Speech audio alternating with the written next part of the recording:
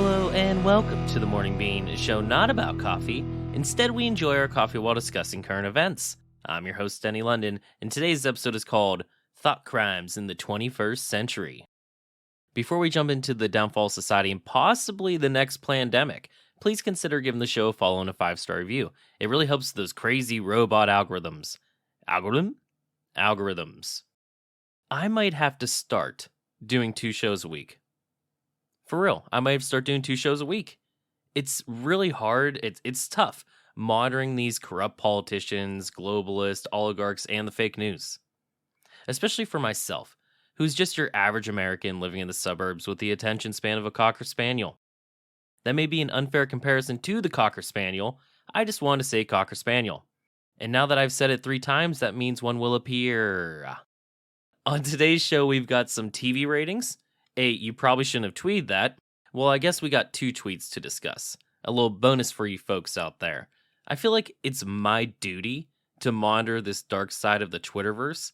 A void where these leftists say some outrageous and idiotic things. Things no man or woman should read sober. If you are a gender other than a man or woman, you should be okay living in this dark space. In fact, I prefer that you do.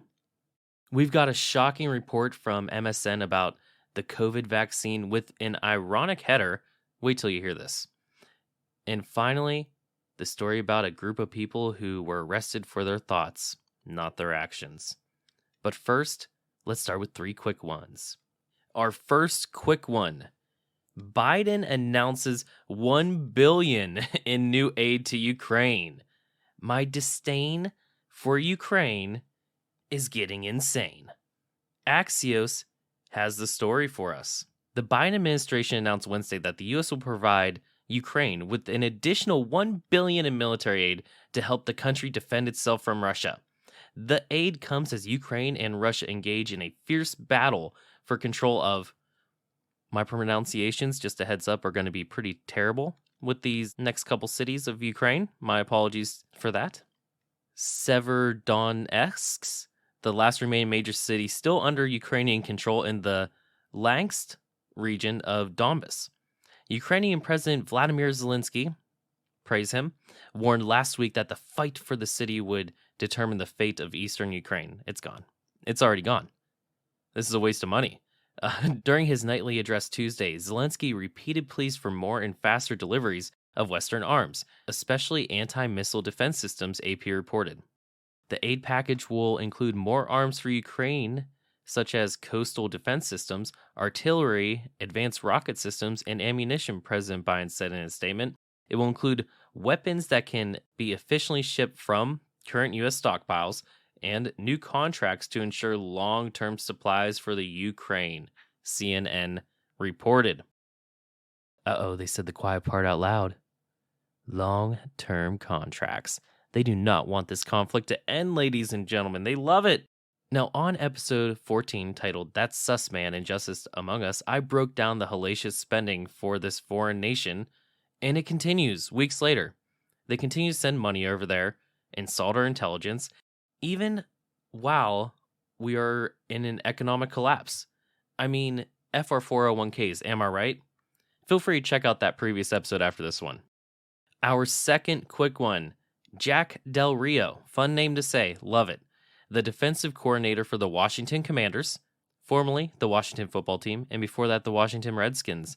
All names have been changed within the last 5-ish years, was fined $100,000 for saying BLM riots were just as bad, if not worse, than the insurrection. Now, instead of paraphrasing his thoughts, let's read his exact quote, which I hope I don't get fined too. He said, businesses are being burned down. No problem. And then we have a dust up at the Capitol, nothing burned down, and we're going to make that a major deal? This man is based and awake, Jack Del Rio. I'm proud of those who speak up and ask questions. That's the American way. And it's a shame that the NFL has bent the knee to this Marxist movement called social justice. SJW, social justice warriors. I hope Americans continue to be brave and ask questions. The last thing we want to do is live in a society where we can't use our words or ask questions. It's shameful, really. It's so shameful that I'm actually consider boycotting the NFL entirely. It's going to be hard for me to do that though. I really enjoy the game. We'll see what happens during this season. That's a nice natural lead in to our final quick one, the J6 hearing update. Oh, yes. First of all, still no Ray Epps update. I don't foresee them ever releasing the transcript of an interview with an FBI informant, so I might stop holding my breath on that one. Secondly, I don't think they are accomplishing what they expected. Here's a tweet from Joe Concha putting into perspective the ratings from the first J6 hearing, which was broadcast on every major news network except for good old Fox News. Joe Concha says on Twitter, context, the evening newscast on CBS, NBC, and ABC average anywhere from 18 to 20 million viewers combined on a typical night. Those newscasts do not air in primetime. The January 6 hearings airing in the primetime Thursday took in just 11 plus million viewers on those three networks. Fast forward to the latest hearings on the following Monday, which was the next J6 extravaganza. So it started around 8 is when they aired it, and Tucker Carlson had 3.2 million viewers. The J6 hearings had 2.3 million. Then at 9 p.m., Sean Hannity had 2.4 million, and the J6 hearings had 2.3 million. That really puts things into perspective here. That the American people don't care. They're over it. We all saw it as I talked about in last episode, so we won't deep dive into my feelings and thoughts on that. But one thing, they lied. They lied during the hearing, and they had to walk it back. The epic times. Rep. Jordan says House January 6 committee altered evidence, showing nothing new. Rep. Jim Jordan, Republican of Ohio, shout out to the homie, said members of the House Select Committee investigating the January 6 Capitol breach altered a text message between him and former White House Chief of Staff Mark Meadows. Incredible, really. I mean, we all know that they were tactfully editing those videos to tell their story, to tell their narrative, but they got caught and they had to walk it back. Not only did they lie during this committee, but they are now threatening civil war when the big red wave comes in November. New York Post writes, Squad Rep Bowman predicts civil war if GOP takes control in midterms. Progressive Democrat Representative Jamal Bowman warned of a stark outcome if Republicans take back power in November midterm elections, one that would embolden far-right extremists and white nationalists. Didn't take long to get to that. Who he claims have been pushing for civil war. During a Saturday interview with the MSNBC's Lacrosse Connection with Tiffany Cross, the Bronx Westchester member of the congressional squad, led by socialist darling Representative Alexandra Ocasio-Cortez, claimed Republicans will quickly take action to halt Democratic progress in the investigation into the January 6 Capitol riots, saying the House Select Committee's findings would be completely suppressed. What a bunch of babies. So they know they're going to lose. So now they're saying, if you don't vote for us, there's going to be a civil war. It's always a scare tactic with these people. Never a solution, always the problem. Who creates the problems? They do. Then they come up with bullshit solutions that don't even work. Now, all these factors led them to postponing their latest hearing. So you know what? It's over. It's donezo.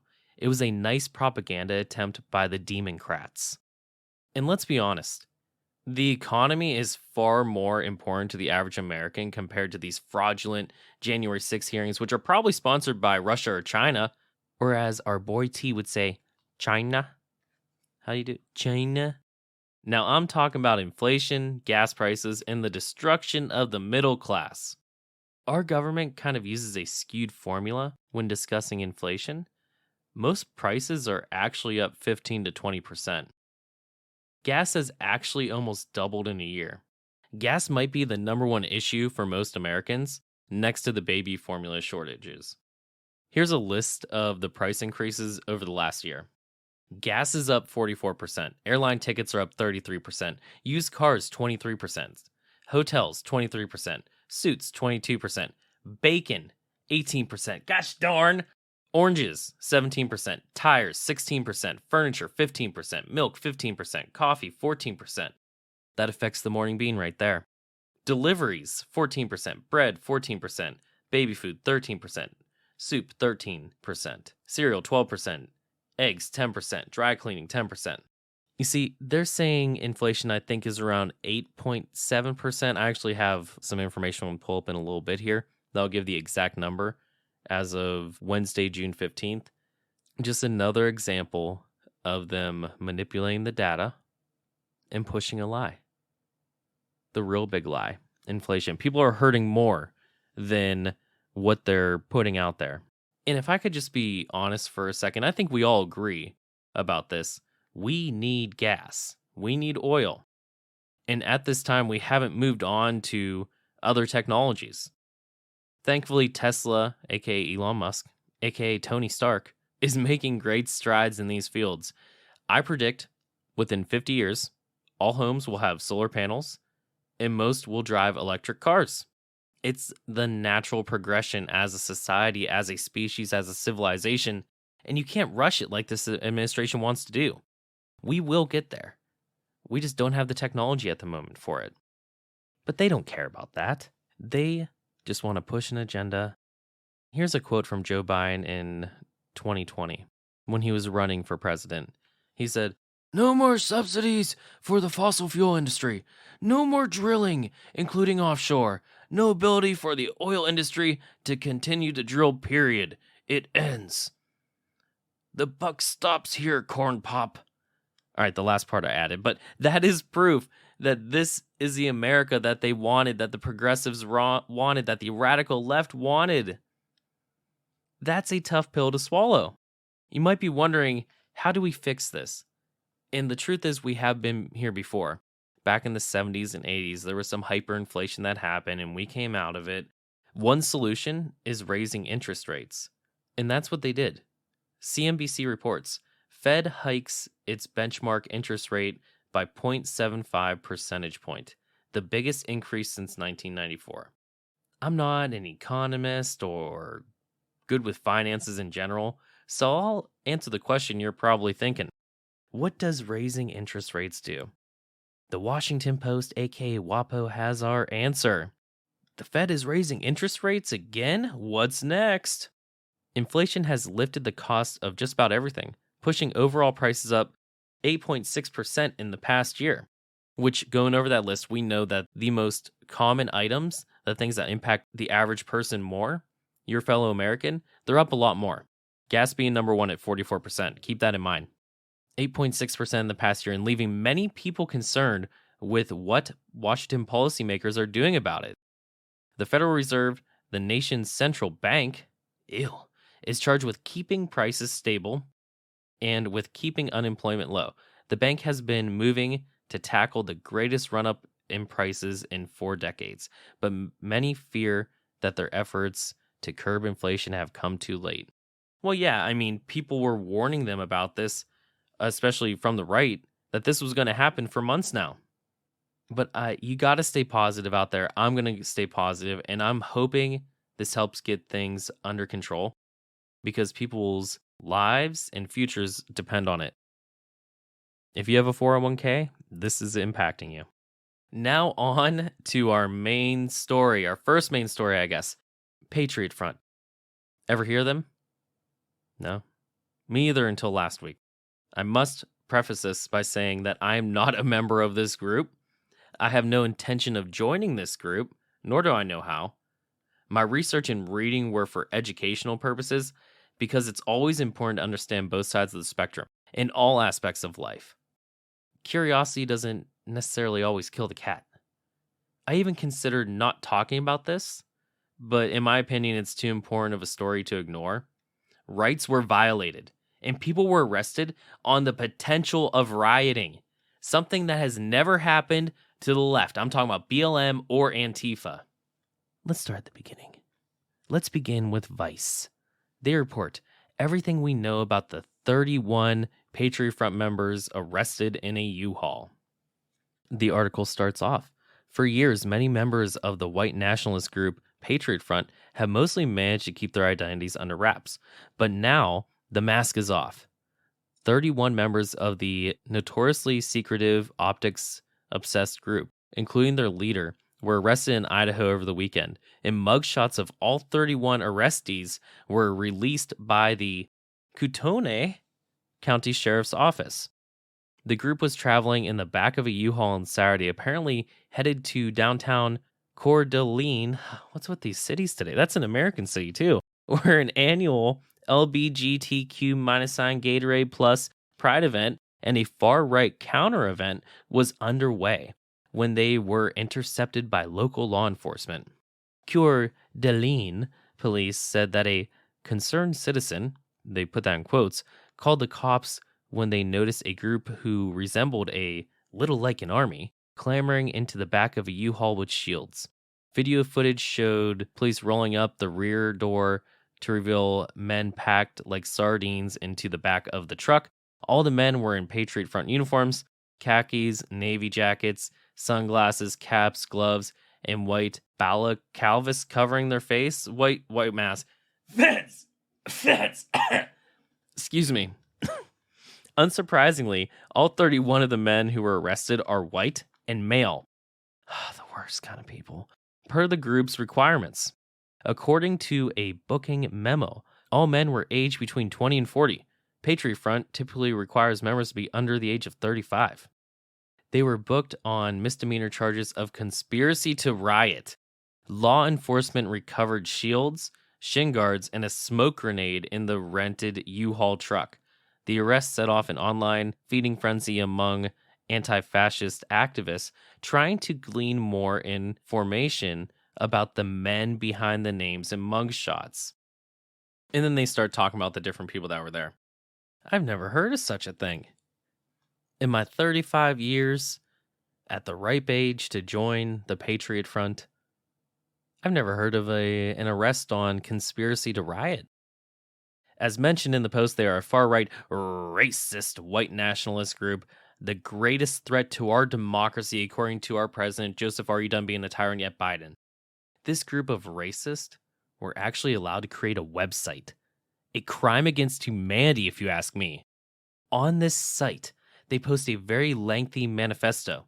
You'd think this manifesto would be full of white nationalist lingo. However, using the Command plus F shortcut on my MacBook, I searched for these 3 keywords: white, black, and nationalist. The results may surprise you. There were 0 uses of the word white, 0 uses of the word black, and 0 uses of the word nationalist. Which is odd considering the content of this Vice article and how everybody is portraying them as white nationalist and racist. Thinking maybe there was a hidden message like one of those crazy QAnon posts, which I've never read, by the way, I decided to read through it. The whole damn thing. I deserve a 5-star review just for that. It was long, guys. Here are some of the highlights. America stands at the crossroads of an era. An uncertain future lies in the hands of a new generation which has been given a simple choice between sovereignty and subjugation. America suffers under the rule of an occupied government. Tyrants, with delusions of infinite power, have declared that the American people too weak to revolt. The damage done to the nation will not be fixed with the approval of the dysfunctional system which remains American in name only. Democracy has failed this once great nation. The resurgence of the American spirit will begin with it the death of tyranny. The same spirit that urged our ancestors onward to create this nation will once again be brought to light, and a new America will be built. Generation after generation lived in a war and strife so that their descendants may know peace. It was their duty to give their lives in such a way. The torch is now passed to our generation, and it is our duty to make their sacrifices mean something. Those are the first 3 paragraphs of the manifesto. AKA, that would be like the hook. People will start reading that, and then they hope that they read the rest of it, which is super long, as I've overstated so far. Sometimes in journalism and writing, authors will do what's called bury the lead. The only thing that I discovered that was a bit off-putting in this manifesto was a quote they highlighted by Calvin Coolidge. It said, "There are racial considerations too grave to be brushed aside for any sentimental reasons." Biological laws tell us that certain divergent people will not mix or blend, which they don't attack a specific group in that saying. And it's not the worst thing that's ever been said in a nation where you have freedom of speech. Now, later in the manifesto, it's about 7 paragraphs down, is what I believe is the bread and butter of the Patriot Front movement. America is a bleeding carcass bereft of the moral foundations which made it powerful. The America of modernity is little more than an economic zone in which the dollar is used. A unified culture no longer exists due to internationalized migration. A powerful morality no longer exists due to the steady erosion of the history of the nation. The state has situated itself on an ever growing pile of parasitic rules and regulations, bloated to the point of breaking by bureaucracy. Each action taken to solve any problem is done solely as a means to delay the inevitable. Nothing about the current system is sustainable. Two things pop out from what they said, saying the erosion of the history of our nation. I mean, we see the left trying to rewrite history. I don't agree with everything these people say, but they are correct about that. And the current system that we are in is obviously not sustainable. Just look at where inflation is now. That was a very powerful statement, a very surreal statement, if I'm being honest. But it's definitely not anything more radical than what the opposing views have posted publicly and on their sites. One beautiful thing as an American is that we have the freedom of speech and the right to assemble. Let me read aloud for you guys, and proud. The First Amendment. Congress shall pass no law respecting an establishment of religion or prohibiting the free exercise therefore of or abridging the freedom of speech or of the press or of the right of the people to peacefully to assemble and to petition the government for a redress of grievances. This right here, what happened to them, whether you agree with them or not, is an inexcusable example of a Bill of Rights violation. We're seeing these way too often in 2022. Our second story. Trudeau got the cocoa, and Fauci got the cocoa. In a tweet, the overlord of the North revealed to the world, I've tested positive for COVID-19. I'll be following the public health guidelines and isolating. I feel okay, but that's because I got my shots, like a good dog. So if you haven't, get vaccinated. And if you can, get boosted. Let's protect our healthcare system, each other, and ourselves. Naturally, the top comment on this tweet was that Simpsons meme that you see when Bart Simpson is in class and everybody's looking at him and it says, say the line. And his picture says, I got COVID, but I'm thankful. I'm triple jabbed or would have been worse. And then the whole class cheers. It really is comical how they always say the same thing. Keep in mind, Joseph, are you done being a tyrant yet, Biden? In our government was saying this direct quote in July of 2021. This is during his first town hall. He said, you're not going to get COVID if you have these vaccinations. Oh, how the times have changed. Medical Daily. This is what I was speaking of earlier about an article that had an ironic headline. Medical Daily writes, severe COVID-19, rare in unvaccinated people survey reveals. A survey has found that people who did not get the vaccine had a lower rate of suffering severe COVID-19 amid the pandemic. The survey, uploaded to the preprint server ResearchGate, presented data from more than 18,500 respondents from the control group project with more than 300,000 overall participants. An analysis revealed that compared to those who got jabbed, unvaccinated people reported fewer hospitalizations. The international survey also found that the unvaccinated people from more than 175 countries, so this wasn't just based in the US, this was a worldwide survey, were more likely to self-care to prevent and manage COVID-19 infection. They use products like vitamin D, vitamin C, zinc, quercetin, and drugs such as ivermectin and hydrochloroquine. The I word and the H word. You can't say those dirty words. This may be hard to believe, but at the top of this article was a header promoting the fact that they are starting trials on children for the COVID vaccine ages 3 to 6 months. 3 to 6 month olds are going to be given this experimental vaccine that doesn't even, it's not even stopping people. I can't say that enough. And on top of that, it's been revealed that Pfizer says Paxlovid doesn't help COVID 19 patients unless they are at high risk. So it's only going to impact those who are vaccinated if the unvaccinated are just fine. Oddly enough, I found this info on the Robinhood app when I was watching the downfall of the economic society via marketwatch.com. They said the company on Tuesday shared updated data from a phase 2 of 3 clinical trial evaluating Paxlovid, saying that the antiviral does not help reduce symptoms in people who are considered standard risk for a severe COVID 19 infection, hospitalization, or death, as had previously reported. It also said Paxlovid did not have a significant impact on high risk people who have been vaccinated. So let's recap. The vaccine is ineffective. Vaccinated people are still getting more sick than us purebloods, aka the unvaccinated swines. And the antiviral pill doesn't help you unless you have severe symptoms. Yet they want to vaccinate children and babies. Fuck these people. Excuse my language. Now on to you probably shouldn't have tweeted that. Like I said, we got a 2 for you today. Little BOGO, little buy one, get one, except this don't cost money. Steph Haberman said this on Twitter on June 14th, 2022, the year of our Lord. The anti-vax crowd's favorite talking point these days, why are vax and boosted people getting COVID multiple times, is such a spectacular cell phone. They're getting it multiple times because they're not dying the first time, my dudes. That means it's working. Duh. Duh, Steph. She got hammered in the comments. It was beautiful. And then she changed it like they always do, how you can only comment on it if she's following you or allows you to comment. Our second, the free one for y'all out there, you probably shouldn't have tweeted that, Postmates. You may have seen this story. It's disgusting.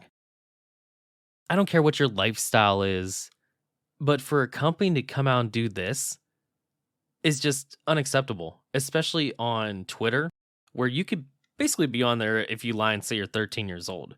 Postmates says, this was on June 9th, you shouldn't miss a good meal for a good time. That's why this Pride, we've teamed up with Dr. Evan Goldstein and Smart Throb to create the world's first bottom-friendly menu. They put in parentheses, yep, it's real, hashtag eat with pride. Somebody responded, honestly, this is the level of pride other corps should strive for. If you're not literally helping us have sex, can you really call yourself an ally? The idiots at Postmates responded, exactly. We're tired of heterosexual sex being the main focus on sexual education. Homosexual sex, specifically bottoming, is all too often omitted and stigmatized. Not this year, happy Pride. What is the purpose of sex? To reproduce and enable a species to survive. Whether it's a frog, a duck, a goat, a cat, a human, nature wants you to have intercourse to have your species move on. With that being said, if you want to have, you could have whatever kind of sex you want in your bedroom. Doesn't matter to me, doesn't matter to the world. But putting this out there as if this should be the main sex taught in schools is just morally wrong.